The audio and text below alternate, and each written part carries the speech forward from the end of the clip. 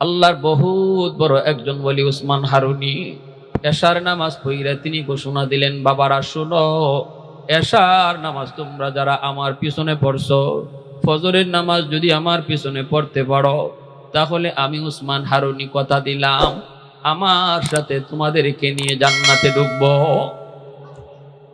এত বড় বুজুর্গ, এত বড় আল্লাহর ওলি কে সে? উসমান হারুনি মঈনুদ্দিন চিশতি রহমতুল্লাহি আলাইহির পীর। এত বড় বুজুর্গ, এত বড় বুজুর্গ, যিনি আগুনে ঝাঁপ দেন অথচ আগুন তারে পুরায় না। আল্লাহু আকবার।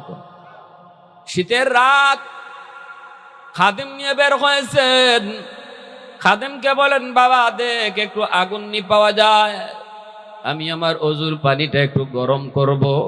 খাদেম খুঁজে খুঁজে পেয়ে গেল একদল মানুষ আগুনের পূজা করে, আগুনের পূজা করে। তিনি যাই বলতেছেন, ভাই একটু আগুন দিবানি? লোকগুলাই কয়, না আমরা আগুন দিব না, কোনো মুসলমানরে আগুন দেই না। কই দেও না, আমার উস্তাদ একটু অজুর পানি গরম করবে। কয় বললাম তো আগুন দেব না। কেন? কয় আগুনের পূজা করি। সাথে সাথে খাদেম চলে গেল, যায় কয় হুজুর আগুন তো পাইলাম, কিন্তু ওরা আগুন দিবে না। কেন দিবে না? কয় ওরা আগুনের পূজা করে। উসমান হারুনি কয় আমাকে নিয়ে যাও। তিনি আসলেন, আইসা বলেন একটু আগুন দাও। কয় আগেই তো বললাম আগুন দেব না। এরা কয় কেন, কেন দিবেন না? কয় আগুনের পূজা করি। উসমান হারুনি কয় কেন পূজা করো আগুনের, একটু কও। কয় বাপ দাদায় করছে এজন্য করি। কেন বাপ দাদায় করছে তা কি কয় নাই? কয় কইছে। কি কইছে? কয় দুনিয়াতে আগুনের পূজা করলে মরণের পরে আগুন জ্বালাবে না, আগুন মায়া করবে। উসমান হারুনি কয় ভালো কথা, তাহলে মরণের পরে যদি আগুন মায়া করে, এই বিষয়টা দুনিয়াতে একটু টেস্ট করো। 70 বছর 80 বছর বাপ দাদাও করছে, এমন হিসাব করলে শত শত বছর আগুনের পূজা করো তোমরা, দেখো দুনিয়াতে আগুন পুরায় কি পুরায় না, একটু টেস্ট করো। কয় কেমনে? আগুনের মধ্যে আঙ্গুলটা দিয়ে দেখো, আগুন আঙ্গুল জ্বালায় কি জ্বালায় না। যদি আঙ্গুলটা না জ্বালায় তাহলে বুঝবা আগুন তোমাদের পূজা গ্রহণ করতেছে, আগুন তোমাদের উপরে খুশি আছে। আর যদি দুনিয়াতেই আঙ্গুল জ্বালায় তাহলে বুঝবা মরণের পরে বডিও জ্বালাইব। হ্যাঁ, অগ্নি পূজারীরা কয় মৌলবী এটা কেমন কথা বলো? আগুনের স্বভাবই তো জ্বালানো, আঙ্গুল দিলে তো জ্বালাবেই। উসমান হারুনি কয় না না, আগুনের স্বভাবই জ্বালানো নয়, আগুন চাইলেই জ্বালাইতে পারে না, আগুন তার মালিকের আদেশে জ্বালায়। আগুনের মালিক যদি আদেশ না করে জ্বালানোর ক্ষমতা। কয় কেমনে বুঝি? উসমান হারুনি কয় তাহলে ইব্রাহিম খলিল আগুনের মধ্যে কেন আগুন তারে জ্বালাইল না? তুর পাহাড়ে মুসা কালিমুল্লাহ পুরা তুর পাহাড় জ্বলল, অথচ আগুন মুসা নবীর পশম জ্বালাইল না। অগ্নি পূজারীরা কয় মৌলবী আমরা ইব্রাহিম বুঝি না, মুসা বুঝি না, বর্তমান বুঝি। উসমান হারুনি কয় তাহলে দেখো। এই বইলা তিনি আল্লাহু আকবার কইয়া ছোট্ট একটা বাচ্চারে কোলে নিয়া দাও দাও করে আগুন জ্বলতেছে, ওই আগুনে ঝাঁপ দিলেন। অগ্নি পূজারীরা কয় রাম রাম রাম, ঠিক না? উসমান হারুনি আগুনে একা নাকি একটা ছোট বাচ্চাও সাথে? ওরা কয় হায় রে, মৌলবী মরছে মরুক, মৌলবী জ্বলছে জ্বলুক, আমাদের বাচ্চাটা আর কি দোষ ছিল? কিন্তু হঠাৎ করে তাকায় দেখে আগুনের ভিতরে উসমান হারুনি, আগুন আগুনের মতো করে দাউ দাউ করে উড়ে, কিন্তু উসমান হারুনির গায়েও টাচ করে না, বাচ্চাটার গায়েও আগুন টাচ করে না। অবাক হয়ে তাকায় তাকায় সবাই দেখতেছে। একটু পরে তিনি বাচ্চাটারে আগুন থেকে নিয়ে আবার আল্লাহু আকবার কইয়া বের হয়ে আসলেন। এখন তো অগ্নি পূজারীরা কয় হায় হায়, এতদিন পর্যন্ত আমরা কাকে ভগবান বললাম? ভগবান তো বড় ভগবান তো যারে আগুন জ্বালাইল না সে।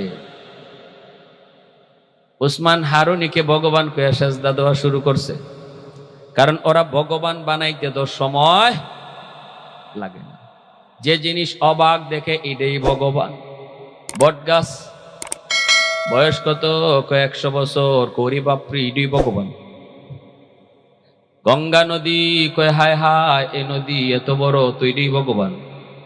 হ্যাঁ, তুলসী গাছ কয় কি ব্যাপার কি, কয় এটা এত রোগের কাম দেয়, এটা খাইলে কাশ কমে, কয় তৈরি ভগবান। কি কোন? কাবাগরে মূর্তি ছিল 360টা, এই 360 থেকে মূর্তি বাড়াইতে বাড়াইতে, ভগবান বাড়াইতে বাড়াইতে এখন 33 কোটি। যেটা অবাক থেকে এটাই তো ভগবান। গাভী দুধ দেয়, উলান কাটলে দুধ পাওয়া যায় না, তাহলে এটাই ভগবান, ঠিক না? হ্যাঁ, উসমান হারুনিকে সাজদা দেয়, আল্লাহর ওলি লাঠি দিয়া আঘাত করে আর কয়ে, রে আহমকের দল, আগুন আমাকে পুরায় নাই, এটা আমার কোনো কৃতিত্ব না, বাহাদুরি না, আগুনের মালিকের পূজা আমি করি, আগুনের পূজা করি না, এজন্য আগুন আমারে জ্বালায় না। তোমরাও যদি আগুনের পূজা না কইরা আগুনের মালিকের পূজা করো, তাহলে আগুন তোমাদের কেউ জ্বালাবে না। মুহূর্তের ভিতরে সবাই কালেমা পড়ে মুসলমান হয়ে গেল। आवाज दिया करना सुबहान अल्लाह। मैं तालिब मौला हूँ मेरे इश्क़ निराला, मैं तालिब मौला हूँ मेरे इश्क़ निराला, है जुमला जहाँ जिनके तजल्ली से उजाला, मादरुद जहाँ गैर खुदा यार नदारम, जुज़ियात खुदा ही चिदिगुर कार नदारम, जुज़ियात खुदा ही चिदिगुर कार नदारम। उस्मान हारुनी এশার নামাজ পড়া যখন এই এলান দিলেন, সবাই তো খুশি, হায় হায় ফজরের নামাজ হুজুরের পিছনে পড়লেই জান্নাত, কত বড় খুশখবর।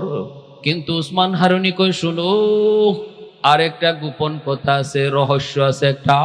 কয় কি গোপন কথা? গোপন কথা হলো আমার এই সুসংবাদ, আমার এই কথাটা কাউকে জানানো যাবে না, কাউকে বলা যাবে না। যে অন্য কাউকে বলবা তাহলে জাহান্নামে যাইতে হবে, কেউ কারো কাছে বলতে পারবা না। যে শুনছ সে শুধু নিজের কাছেই রাখবা। সবাইকে হুজুর ঠিক আছে, অসুবিধা নাই। রাতের বেলা সবাই যার যার মতো করে ঘুমায়, কারো কোনো ঘুম হয় না, একটাই টার্গেট, কখন জানি ফজরের আজান হয়, উসমান হারুনির পিছনে যায় নামাজ পড়ব। সবার তো একই টেনশন, কিন্তু পাশে যে শুয়ে আছে ভাই, ভাইকে ভাইয়ে কয় না। পাশে যে শুয়ে আছে বাবা, সন্তান বাবাকে কয় না। বাবায় শুইনে গেছে এশার নামাজ কইরা, ঘুমাইছে সন্তানের কাছে, সন্তান রে কয় না। ভাইয়ে কয়, কিরে ভাই তুই ঘুমাস না কেন? কয় না এমনি ঘুম আসে না, তুই ঘুমা। তাও কয় না, ফজরের নামাজ উসমান হারুনির পিছনে পড়, জান্নাত পাবি। কারণ উনি কয়ে দিছে এটা কাউকে বলা যাবে না, বললে জাহান্নামে। এশার নামাজ গেল, ঘুম গেল, ফজরে আজান, মসজিদে নামাজ আদায় হলো। উসমান হারুনি সালাম ফিরে দেখে মসজিদ ভরপুর মুসল্লি, বারান্দা ভরপুর মুসল্লি, রাস্তাঘাট ভরপুর মুসল্লি। এশার নামাজে এত মানুষ ছিল না, ফজরের নামাজে ডাবলের ডাবল মুসল্লি। উসমান হারুনির বুঝতে কোনো অসুবিধা নাই, কেউ না কেউ এই খবরটা মানুষে জানাইছে, ঠিক না? নামাজ শেষ করে আল্লাহর ওলি কয়, এশার নামাজে কারা কারা ছিল একটু হাত উঠাও।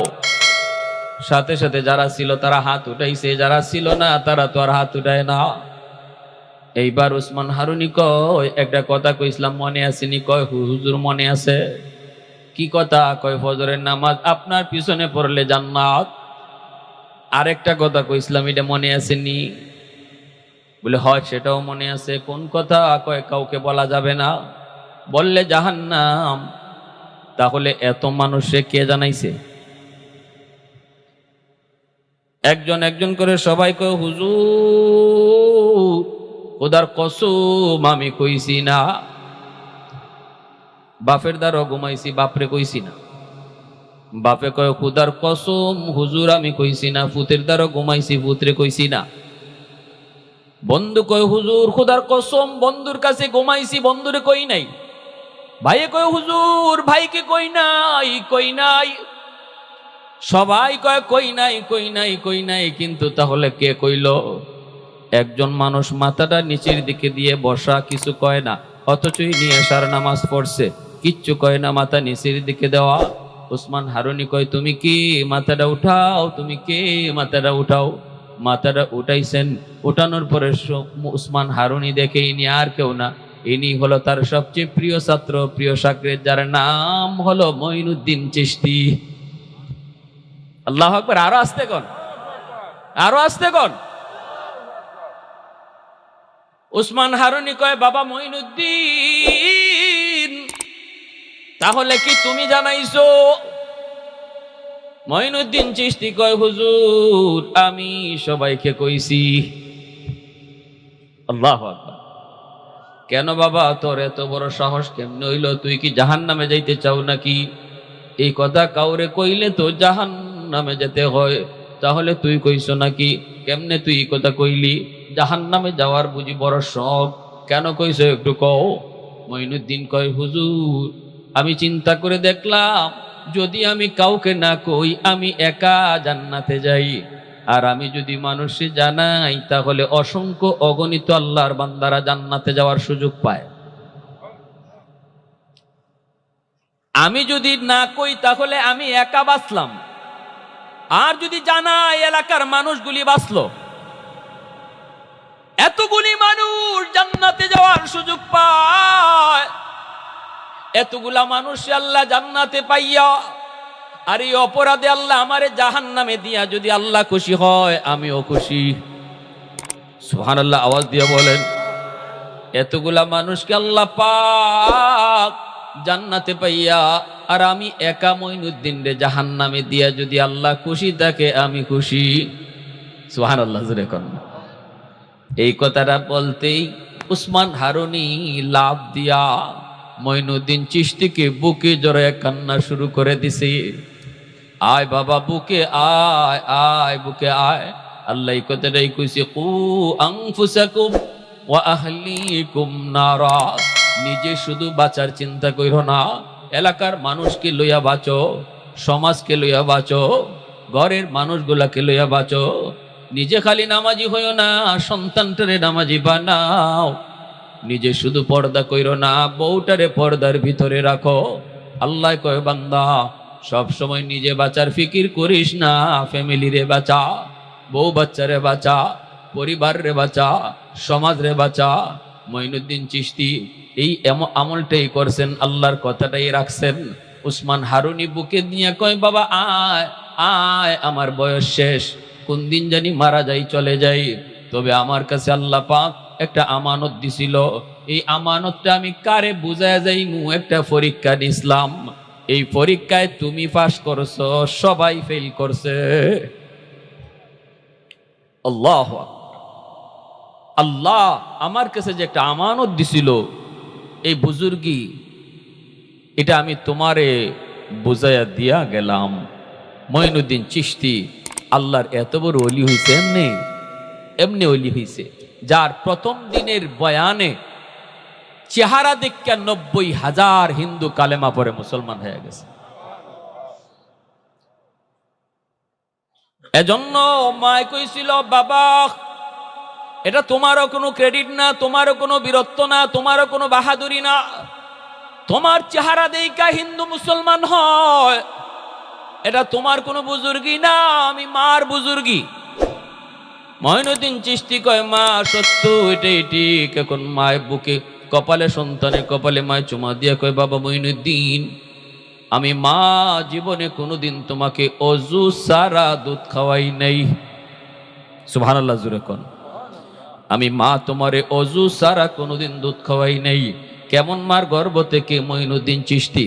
আজও যদি এমন মা আমার আপনার ঘরে থাকে, ওই মার গর্ভ থেকেও মঈনুদ্দিন চিশতি আল্লাহ দুনিয়াতে দিবে। নবী আসার দরজা বন্ধ, চিশতি আসার দরজা আল্লাহ বন্ধ করে নাই। নবী আসার দরজা বন্ধ, আব্দুল কাদের জিলানি আসার দরজা আল্লাহ বন্ধ করে নাই। জিলানির মার মতো মা হও, জিলানির বাবার মতো একজন বাবা হও। আজও তোমার সন্তান জিলানি হবে। চিশতির মার মতো মা হও, চিশতির বাবার মতো বাবা হও। আজও তোমার সন্তান চিশতি হবে। আল্লাহু আকবার, জোরে কও, ঠিক কিনা? বাবা হওয়া সহজ, চিশতির বাবা হওয়া কঠিন। মা হওয়া সহজ, চিশতির মা হওয়া কঠিন। জিলানির বাবার মতো বাবা হওয়া, জিলানির মার মতো মা হওয়া, এটা কঠিন। এজন্য বলি বাবা শোনো, মা হওয়া সহজ, আদর্শ মা হও। বাবা হওয়া সহজ, আদর্শ বাবা হও। কেমনে কেমনে? যুবক, এই যুবকগুলি আজকে যে এত সুন্দর আয়োজন করলো, এটারও উদ্দেশ্য হলো নিজে বাঁচা না, এলাকার মানুষকে লইয়া আল্লাহকে চিনা। ঠিক না? আমি একা শুধু বাঁচার ফিকির করব না, সমাজের মানুষও তারা ভালো পথটা শিখুক। আমরা উলামায়ে কেরাম আসি, এই কথাটাই বলি, বাইরে গাড়ি ভুল করছো, যাবা তুমি ঢাকায়, উঠছো সিলেটের গাড়িতে, উদ্দেশ্য তোমার জান্নাত, গাড়িতে উঠছো জাহান্নামের। উলামায়ে কেরাম এসে শুধু বলে ভুল গাড়িতে উঠছো, গাড়ির থেকে বদলাও, গাড়ি নামো, গাড়ি থেকে নামো, বদলাও, সঠিক গাড়িতে উঠো। কিছু মানুষ তারা গাড়ি বদলায়, সফল হয়, আর কিছু মানুষ আলেমদের বলার পরও গাড়ি বদলায় না, এরা ব্যর্থ হয়। ঠিক আমাদের কাম শুধু বলা, আমাদের কাম শুধু ভুল গাড়িতে উঠছো এটা বলা। আপনারে জোর কইরা টাইন্না গাড়ি থেকে নামানো আলেমের কাম না। ওমা আলাইনা ইল্লাল বালাগ। আল্লাহ কয় তোমার দায়িত্ব শুধু বুঝায় দাও, ভুল গাড়িতে উঠছো, গাড়ি বদলাও। কে বদলাইব, কে নামবো আর কে নামবো না, এটা আমি আল্লাহ বুঝবো। তোমার দায়িত্ব কয়া যাওয়া, ঠিক কিনা? কিছু মানুষ উলামায়ে কেরামের কথাকে মানি আর কেউ মানে না। ভাইরে, মাছ শিকার করার জন্য একজন শিকারী যখন বড়শি ফালায়, নতুন মাছ আইসা এই আদাকটা খাইতে চায়, একটা পুরান মাছ আইসা কয় না ভাই খাইস না, এটা কিন্তু তোর আধার না, এটা জম। কয় কেমনে বুঝি? কয় আধারের ভিতরে একটা বড়শি আছে, এইরকম আংটাওয়ালা বড়শি, তুই শুধু আধার মনে করে খাইবি। উপরে একটা শিকারি পাড়ের মধ্যে কোরআনিয়া বসা, রশি আছে লাগানো, পানির উপরে একটা চুটকাটি আছে, তুই টোকা দিতেই চুটকারিটা লড়বে, মুখে নিয়ে টান দিলেই চুটকাটি পানির নিচে ঢুকবে, শিকারি বুঝে ফেলবে তুই খাইছো, তখনই আজকা একটা টান দিব, টান দিলেই ওই খাওনের আধারের ভিতরে যে একটা বড়ি লাগানো বড়ি, ওই বড়শিটা তোর গলা ফাতারে ঢুকবো, টান দিয়া তোরে উপরে উঠাইব, দুই হাত দিয়া যাইতে ধরবো, ঘরে নিয়ে বউর কাছে দিব, বউ একটা ঠেঙ্গি বাঁকা একটা দা নিয়ে বসা, সালি দিয়া তোর পিছলা মজাইব, এরপরে তোরে পিস করব। সদস্য যে কয়জন আছে এতটা পিস, লোয়ারিতে গরম তেলের মধ্যে তোরে ভাজবো, 32টা দাঁত দিয়ে খাইব। কেমন একটা ওয়াজ করছে। এখন নতুন মাছটায় কয় ওরি বাপ রি বাপ, কয় কি হুজুর ঠিক আছে আর খাইমু না? হুজুর তো হুজুরে ওয়াজ করে চলে আসছে, বইয়া থাকা তো তার কোনো দায়িত্ব না। এখন হ্যাঁ আদারের চারদিকে ঘুরে আর কয় কই আমি তো কোনো বড়শি দেখি না, আমি তো কোনো বড়শি দেখি না। কইল উপরে একটা লোক বসা, কই আমি তো কোনো লোকও দেখি না। ও বুঝছি, হুজুর আমারে সরাইয়া নিজে আইসা খাইতো। বুঝছেন কেমন বুঝটা? হ্যাঁ, উলামায়ে কেরাম যত কথাই যত জনরে কয় প্রত্যেকের ভালোর জন্য কয়, ঠিক না? সরকার বলো আর বিরোধী দল বলো, যারে যা বলে উলামায়ে কেরাম তার ভালোর জন্য কয়, তাদের নিজের স্বার্থের জন্য নয়, ভালোর জন্য কয়। কেউ উল্টা বুঝে, কেউ কি বুঝে? উল্টা বুঝে।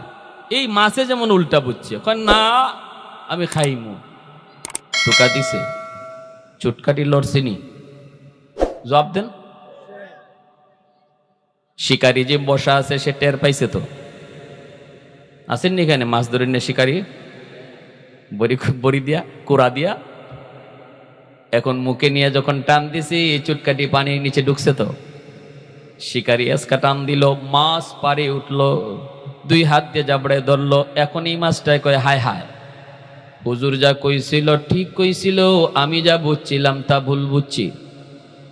এখন মাছে খালি লড়ের ছাটাছাটি করে আর কয় আমার আরেকটা বার সুযোগ দাও, আরেকটা বার সুযোগ, আমি জীবনে আর হুজুরের কথা অমান্য করবো, আর জীবনে আমি এই কাম করবো না, আরেকটা বার সুযোগ দাও। দিবেননি আপনি সুযোগ, মাস্টারে আবার সারবেননি পানির।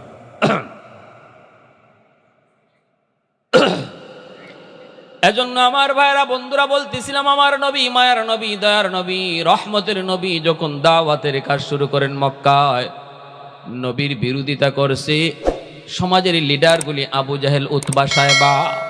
আর নবীজির পক্ষে অবস্থান নিছে মক্কার যুবক। আল্লাহু আকবার জোরে কোন। ওই যুবকগুলি আমার নবীর পক্ষে অবস্থান নিছে, কারণ যুবকরা সব সময় ন্যায়ের পক্ষে থাকে, যুবকরা সব সময় সঠিকটা বুঝে। যেমনটা বাংলাদেশের যুব সমাজ, ছাত্র সমাজ তারাও বুঝছে, ঠিক কিনা? হ্যাঁ, অন্যায় কোনটা, ন্যায় কোনটা, কোনটা জুলুম, এটা যুবকরা খুব ভালো বুঝে। এজন্য যুবক জালেমের পক্ষে থাকে না, সর্বদা সর্বযুগে যুবকরা ন্যায়ের পক্ষে থাকে, সঠিকটা বুঝে এবং ন্যায়ের পক্ষে থাকে। আমার নবী, রহমতের নবী, মদিনাতুল মুনাওয়ারায় মসজিদে নববীতে বসা একজন যুবক দৌড়ায়া নবীর কাছে আসলো। নবী বলতেছে, তার একটু জায়গা দাও। এত পেরেশান হয়ে আমি নবীর দরবারে। নাম কি? কই সাদ আসলামি। নবী বলতেছে, পাগল হইয়া নবীর দরবারে কেন আসছো? বলি, ইয়া রাসূলুল্লাহ, আপনার একটা হাদিস পেয়েছি। হাদিসটা হলো, আন-নিকাহু মিন সুন্নতি ফামান রাগিবা আন সুন্নতি ফালাইসা মিন্নি। বিবাহ করা আমি নবীর সুন্নত। যদি কেউ বিবাহ করার সামর্থ্য থাকে এরপরও বিয়ে করে না, তাহলে সে আপনার উম্মত না। এই হাদিসটা আপনার নি? নবী কয়, হ, এটা তো আমারই হাদিস। বলি, ইয়া রাসূলুল্লাহ, তাহলে আমার তো সামর্থ্য আছে, শারীরিক চাহিদাও আছে, আমি বিয়ে করতে চাই, কিন্তু কেউ তো বিয়ে দেয় না। কারণ মদিনায় আমার কোনো ঘর নাই, বাড়ি নাই, মদিনায় আমার সম্পদ নাই, চেহারা সুরত ভালো না, কেউ তো বিয়ে দিতে চায় না। এখন যদি আমি বিয়ে না করি, ভয় হয় গো নবী। আপনি বলছেন আপনার উম্মত না, আপনি বলছেন আপনার উম্মত না, এখন তো ভয় হয়। কি করব আপনি বলেন, আমি কোথায় বিয়ে করব? ভাইরা বন্ধুরা, বিবাহ করা মায়ার নবীর সুন্নত। এ যুবক, মনে রাখো, উপযুক্ত হয়ে গেলে পরে তাড়াতাড়ি বিয়ে করা। মা বাবাদেরকেও বলতেছি, সন্তান উপযুক্ত হয়ে গেলে তাড়াতাড়ি বিয়ে করাও। সন্তান উপযুক্ত হয়ে গেলে মেয়েটাকে তাড়াতাড়ি বিয়ে দাও। MA first, BA first, degree first, চাকরি বাকরির চিন্তা পরে করো। আমার নবী দয়ার নবী কো বলেন, ইয়া মাশারাশ শাবাব মান ইসতাতা মিনকুমুল বাআতা ফালইয়াতাযাওয়াজ ফাইন্নাহু আগাদ্দু লিল বাসার আহসানু লিল ফারাজ। নবী কয়, এই যুবক শোনো, যৌবনকাল আসছে, বিয়ের জন্য প্রস্তুতি নাও, কারণ বিয়ে করলে পরে অটো আল্লাহ তোমার চোখটারে নিচে নামায় দিবে, ঠিক না? এজন্যই নবী বলছেন, বিবাহ ইমানের অর্ধেক। যে বিয়ে করে আল্লাহ পাক অর্ধেক ইমান তারে বিয়ার সাথে সাথে দেয়। আল্লাহু আকবার জোরে কও। কি ভাই, এজন্য কেউ নিজে নিজে করে নেবেন নাকি? হ্যাঁ, বিয়া করন, কিন্তু মা বাবার অনুমতি লইয়া। মা বাবাদেরকে বলতেছি, বাপ মারেও বলতেছি, সমাজে যুবক যুবতী হওয়ার সাথে সাথে যদি বিয়ার চিন্তাটা বাপ মারা করত, তাহলে সমাজ এতটা নষ্ট হইতো না। এর পিছনে আমরা বাপ মাও দায়ী আছি। আমার সন্তান উপযুক্ত, এরপর আমি তার বিয়ে করাইতেছি না, মেয়েটা উপযুক্ত, এরপরও বিয়ে দিতেছি না, এর জন্য ছেলে যা অন্যায় করবে, মেয়েটা যা অন্যায় করবে, এর দায়ভার বাপ মার ঘাড়েও পড়বে।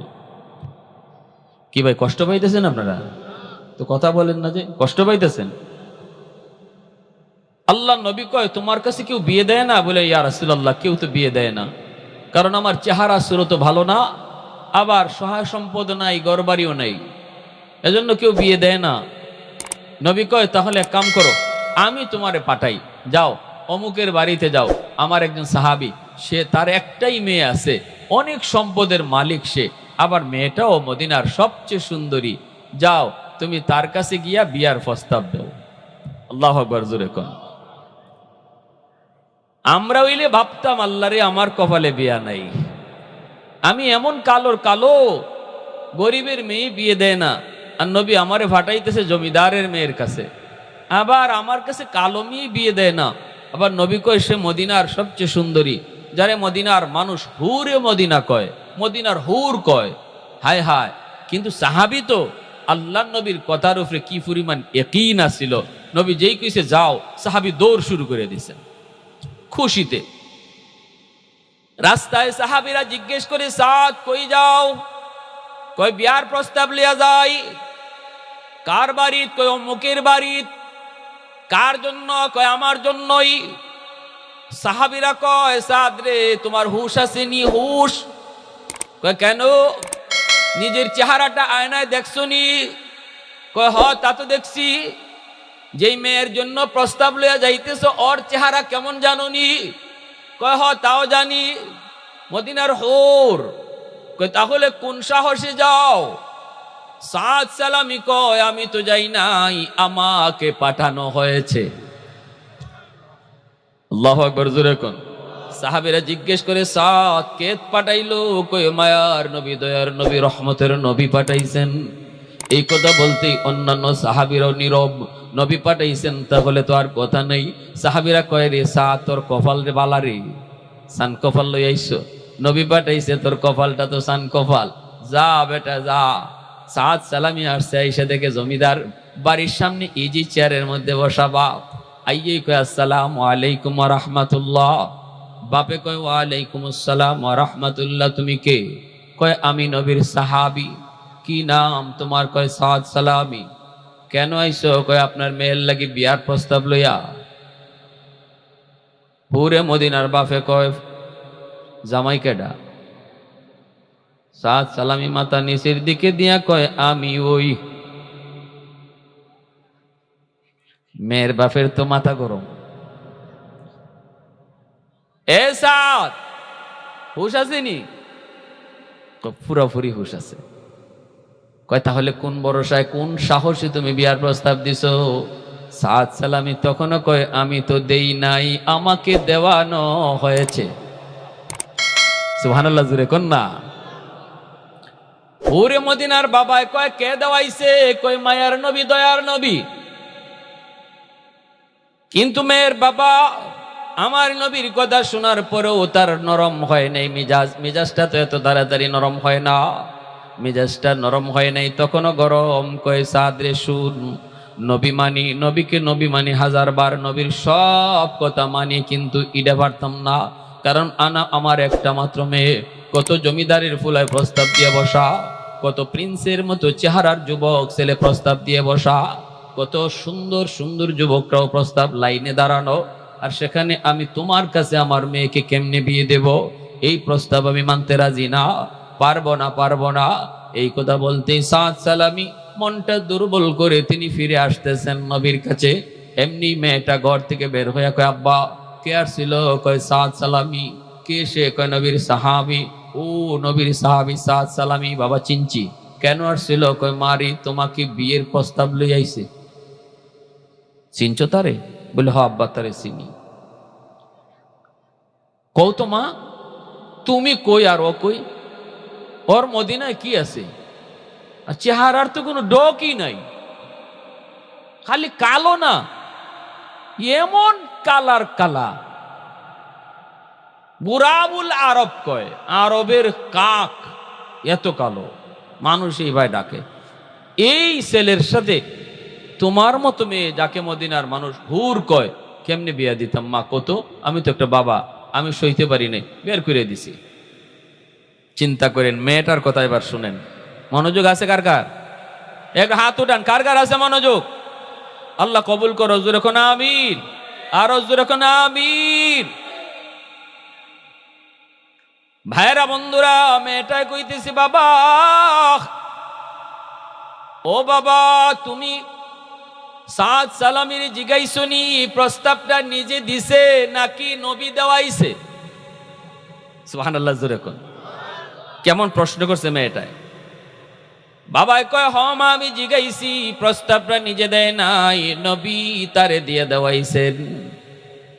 সাথে সাথে মেয়েটা চোখের পানি সেইরা কান্দে আর কয় আব্বা তুমি মস্ত বড় ভুল করেছ। নবী যদি ছেলে পছন্দ করে থাকেন, আমার নবী মায়ার নবীর চোখটা পৃথিবীর সবচেয়ে দামি চোখ। আমার নবীর মতো চোখ আল্লাহ পৃথিবীর কাউকে আল্লাহ দেয় নাই।